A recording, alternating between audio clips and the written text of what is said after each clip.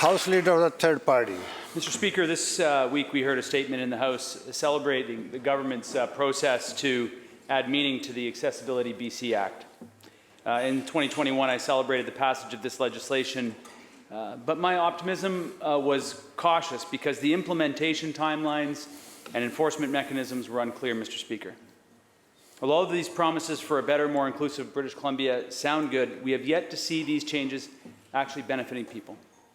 For example, there isn't a single van ramp accessible parking spot at any of the 5 major hospitals in Greater Victoria. One of my constituents has missed hospital visits and has missed appointments because she can't find a parking spot to meet her needs. Our healthcare system should be a leader, and yet it continues to place inexcusable barriers in front of individuals with different accessibility needs when they're trying to access the services. Mr. Speaker, to the Minister of Social Development, can she guarantee that the timelines laid out in the Accessibility Act will be met? Minister of Social Development and Poverty Reduction. Thank you, Mr. Speaker. Thanks to the member for the question. That British Columbia brought in its first accessibility legislation ever is a compliment to all the members in this House that supported that work, to advocates that pressed for British Columbia to catch up to the rest of the country. And now with the accessibility legislation that is in place, we are leading the country so far as the legislation side. The regulations and the implementation of technical standards are being worked on right now by a really powerful and impressive advisory group, both working on the technical elements and then also the lived experience elements of the accessibility standards that would relate first to accessibility equipment and then also service dogs. Really encouraged. We hear monthly from this group. They're working on bringing their lived experience to the standards and the regulation, and we'll see the first evidence of that in the spring.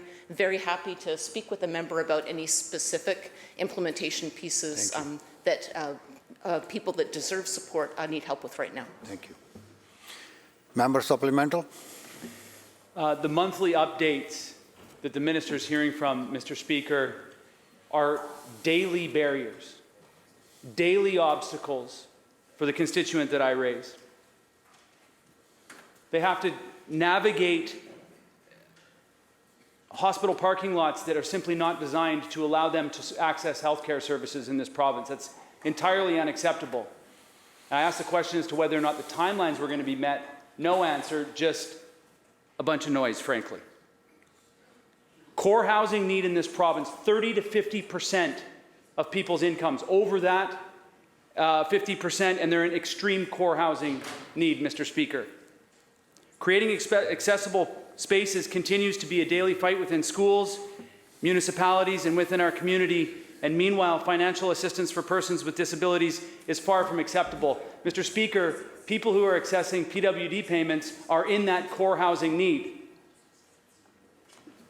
The Minister of Housing has no answer for in the bills that he was talking about earlier. Parents with children with disabilities are forced to pay out of their pockets for service, Mr. Speaker. Adults with disabilities continue to live well below the poverty line under this social democratic government, so-called social democratic government. The only MLAs to have been raising these issues have been sitting here, Mr. Speaker. When we do raise the issues, the minister responds by naming a series of policy initiatives that fail to deliver people with disabilities out of poverty. Question, member. Question.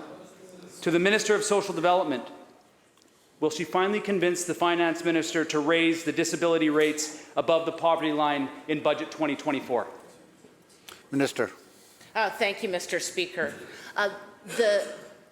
The commitment that our government has, that all members in this House have, to creating that dignified life for all British Columbians, this is a shared value. It is work that we are completely committed to. And frankly, the work that we had to do to catch British Columbia up from a decade and a half of underinvestment still continues. So the opposition froze income assistance at $610 for a decade. We've increased assistance rates 5 times. that the opposition withdrew in a mean-spirited decision the disability access bus pass. We brought it back.